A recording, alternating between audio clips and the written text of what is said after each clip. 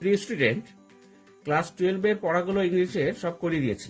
আজকে ইংরাজিতে 2021 সালের জন্য তোমাদের ইংরাজির জন্য সাজেশন করে দেবো। তোমাদের মোট 5টা প্রশ্ন লিখতে হয়। কবিতা থেকে, এবার প্রোজ থেকে লিখতে হয় 2টো, আর কবিতা থেকে 2টো, পোয়েট্রি থেকে 2টো, আর ড্রামা থেকে 1টা। এই 5টা প্রশ্ন হচ্ছে তোমাদের মূল। এই 5টা প্রশ্ন এর থেকে আশা করি পুরো কমন পাবে। এই প্রশ্নগুলো করবে, প্র্যাকটিস করবে ঘরে বসে, তাহলে দেখে সব কমন পাবে, একদম কমন পাবে, গ্যারান্টি। দেখো, class 12 English suggestion for 2021 HS exam. প্রথমে answering 2 of the following question with each in about 100 words. 6 থেকে তোমাদের নাম্বার থাকে, 2টো প্রশ্ন করতে হয় 12 নাম্বারের। আমি দেখো আলাদা আলাদা করে দিয়েছি। Pros, the eyes have it. Eyes have it থেকে কি কি প্রশ্ন দিয়েছি দেখো। Describe the conversation between the narrator and the third passenger in the story the eyes have it. Narrator এবং থার্ড প্যাসেঞ্জার যে ছিল আইজ হ্যাবিটে, তাদের সঙ্গে যে কনভারসেশন সেটা লেখো, একটা প্রশ্ন। তারপরে দেখো 2 নাম্বার দিয়েছি, the voice had the sparkle of a mountain stream. Whose things so, কে এরকম ভেবেছিল। Whose voice is refer to here, কার ভয়েসের কথা এখানে বলা আছে। Why did the voice become so special, তার এই যে আওয়াজ, এই যে এত মাউন্টেন স্ট্রিমের মতো আওয়াজ কেন, এত স্পেশাল কেন। এই আইজেবে যে এই প্রশ্নটা করবে। 3 নাম্বার দেখো, yes this is the best time. হ্যাঁ, এই সময় হচ্ছে প্রকৃত সময়, এটা সবচেয়ে গুরুত্বপূর্ণ সময়, হ্যাঁ, ভালো সময়। Who is the speaker, speaker কে ছিলেন, বক্তা কে ছিলেন। What time is refer to in the line, এই লাইনে কোন সময়কে বলা হচ্ছে। Why according to the narrator it is the best time, ন্যারেটারের মতে যে এটা সবচেয়ে গুরুত্বপূর্ণ সময় কেন। দেখো 1+4 এরকম সিস্টেম আজকাল খুব প্রশ্ন আসছে, সেজন্য এটা দিয়েছি। আর এটার পাশে দেখো একটা টিক চিহ্ন দেওয়া আছে, স্টার চিহ্ন, এটা কিন্তু খুব ইম্পর্টেন্ট। এই স্টার চিহ্নগুলোকে বেশি করে করবে, হ্যাঁ, যাতে সেই বাপি বাড়ি যা শর্ট দিতে পারো, আসবে আর লিখবে, হ্যাঁ, কোনো চিন্তা নেই একদম। তারপরে দেখো স্ট্রং রুটস। 1 নাম্বার দিয়েছি, this is not a correct approach at all, এটা একদম সঠিক পথ নয়। হু সেড দিস, কে এরকম বলেছিল, অ্যান্ড টু হুম, কাকে বলেছিল।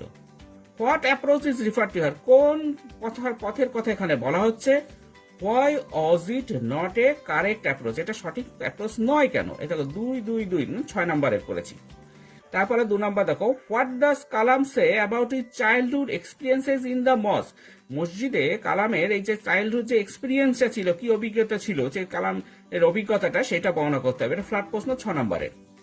3 নাম্বার দেখো, what does Abdul Kalam say about freedom, happiness and piece of mind in is strong roots. এই যে শান্তি, স্বাধীনতা, শান্তি এবং piece of mind, strong roots, এটা বিষয়ে কালাম কি বলেছিলেন। দেখবে আমি যখন পড়িয়েছি তখন লাস্টে দেখবে বলেছিলাম যে তখন আর মানুষের মনে এমন শান্তি, আমি একটা গানও বোধহয় গিয়েছিলাম, তোমরা মন দিয়ে শুনবে তাহলে বুঝতে পারবে। তাদের যে হ্যাপিনেস, ফ্রিডম এবং পিস অফ মাইন্ড, এটা নিয়ে লিখবে। তারপর দেখো থ্যাংক ইউ ম্যাম থেকে দিয়েছি। He barely manage to say thank you, who said then you and to whom, কাকে বলছিল থ্যাংক ইউ বলার চেষ্টা করেছিল। Why could he not say something else, আরো কিছু কেন বলতে পারেনি, তার সামনে দরজা তখন বন্ধ করে দিল আর বলতে পারেনি, এইটা নিয়ে একটা প্রশ্ন লিখবে। 2 নাম্বার হচ্ছে, and he did want to be mister টেনাও, এখন আর সে আর অবিশ্বাসী হতে চাচ্ছে না। Who is refer to her, কাকে রিফার করছেন। হোয়াই, এবং কেন সে আর অবিশ্বাসী হতে চাচ্ছিল না। হ্যাঁ, রজারের কথা বলা হচ্ছে, এটা পড়বে। এটা 2 নম্বর। এখানে দেখো মাত্র 2টো দিয়েছি। 3 কোশ্চেন থেকে দিয়েছি, what is your assessment of the hermit, hermit সম্পর্কে তোমার অ্যাসেসমেন্ট কি, তোমার মত কি। Do you consider the hermit as well, তুমি হারমিটকে কি একজন জ্ঞানী মানুষ বলে মনে করো। এটা 2 + 4 দিয়ে 6 নাম্বার হবে। দেখো তারপরে দেখো, forgive me, who begged forgiveness to whom and why, কে ক্ষমা ভিক্ষা করেছিল, কার কাছে এবং কেন। হ্যাঁ, এই ছোট ছোট করে প্রশ্ন দেখো, 1 1 4।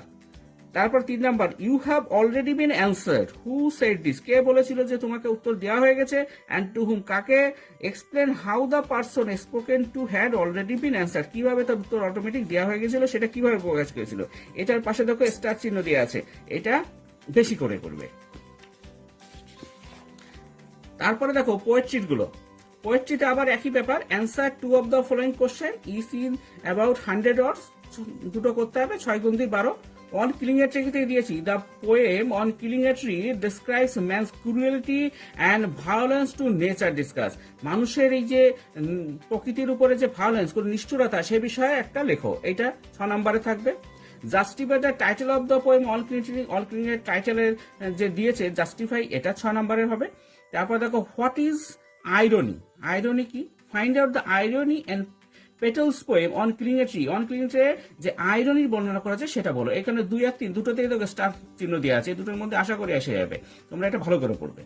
Asleep in the valley, asleep in the ভ্যালিতে দিয়েছি দেখো, describe the valley where the soldier lies open মাউথে, যেখানে সৈনিকটি খোলা মুখে শুয়েছিল সেইখানকার ভ্যালির সম্পর্কে বর্ণনা করি। Arthur report poem asleep in the valley. 2 নম্বর দেখো, his A smile is like an infant, তার যে হাসি সেটা একটা শিশুর মতো সরল। Why is is smile compared with that of an infant, কেন তার হাসিকে শিশুর মতো সরল সাথে তুলনা করা হয়েছে। হাউ ডাজ নেচার ট্রিট হিম, প্রকৃতি তাকে কিভাবে ট্রিট করছিল, কিভাবে প্রকৃতি তার উপর ব্যবহার করছিল। এটা 3 দেখো 2 ভাগে ভাগ করা আছে। তারপর তো discuss asleep in the valley as an anti war poem, asleep in the valley একটা এমটি ওয়ার পোয়েম, এটা বর্ণনা করো। তারপরে 4 নাম্বার দিয়েছে justify the title of the poem asleep in the valley, asleep in the valley টাইটেলটা justify করো। দেখো দুটো পাশে স্টার দিয়েছে এবং টাইটেল গুলো কিন্তু আগের বার আসেনি, তাহলে টাইটেল কিন্তু এবার তোমাদের 21 একদম ভীষণভাবে ইম্পর্টেন্ট, ভীষণ important. Shall I compare thee, এর থেকে দিয়েছি দেখো, so long lives this and this gives life to thee. যখন যতদিন এইটা বেঁচে থাকবে তোমাকে জীবন দেবে, মানে এই কবিতাটা বেঁচে থাকবে। What is mean by this, এই দিস বলতে কি বলছে, দিস মানে সেই কবিতাটা। What does this give life to, এবং কবিতা যখন বেঁচে মানুষ বেঁচে থাকবে, কবিতাটা পড়বে তখন কবির সম্পর্কে বন্ধুর সম্পর্কে বন্ধুও বেঁচে থাকবে। How long is this expected to life, কতদিন এটা থাকতে পারে, যতদিন মানুষ থাকবে। In what way does give life to the person, এবং কিভাবে পার্সনকে মানে কবির বন্ধুকে জীবন দেবে। এটা একটা প্রশ্ন দিয়েছি। 2 নাম্বার, এটাকে খুব ইম্পর্টেন্ট কিন্তু, এটা এক্সট্রা চিহ্ন দিয়ে আছে দেখো। 2 নাম্বার দিয়েছি, but the eternal summer shall not fade, তোমার ইটারনাল সামার কখনো ফেড হবে না। হু ইজ দ্য পোয়েট, কবির নাম কি। What is mean by eternal summer, আপনার দ্য ইটারনাল সামার বলতে কি বোঝা হচ্ছে। How does the poet suggest that the eternal summer shall never fade, eternal summer কখনো ফেড হবে না, এটা কিভাবে বলেছেন। এটা 1, 2, 3, হ্যাঁ, এইভাবে 6 নাম্বার করা হয়েছে। তারপরে দাদা পোয়েট্রি অপার, পোয়েট্রি অপার থেকে দিয়েছি দেখো 1 নাম্বার, what picture of summer is presented in the poetry of art, গ্রীষ্মের কোন ছবি এখানে প্রকাশ হয়েছে। How has it been carried on the picture of winter, এবং উইন্টারের পিকচার বা কেমন হয়েছে। 3, 3, 6।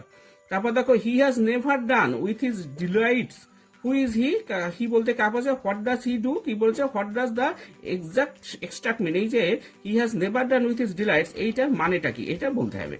তারপর দেখো, justify the title of the poem poetry of art, poetry of আর্টের যে টাইটেলটা সেটা দিয়েছি দেখো।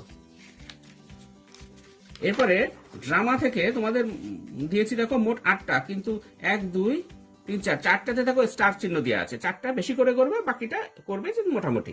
দেখো 1 number, sketch the character of Lomov in Chekhov's one act play the proposal, প্রপোজালের লোমভের চরিত্রটা, এটা দিয়েছি ফ্ল্যাট প্রশ্ন। 2 নাম্বার দিয়েছি, oh what a burden lord to be father of a grown up daughter, কি বার্ডেন একটা বড় মেয়ের বাবা হওয়া। হু ইজ দ্য ফাদার, বাবা কে ছিলেন। Who is the daughter, daughter কে ছিলেন। Why is the daughter of a burden to the father, কেন একটা মেয়ে একটা বাবার কাছে বার্ডেন হিসেবে, হ্যাঁ, কেন বার্ডেন বলা হয়েছে, তাকে বোঝা কেন বলা হয়েছে, এইটা নিয়ে একটা প্রশ্ন। দেখো এটাতে স্টার চিহ্ন দেওয়া আছে।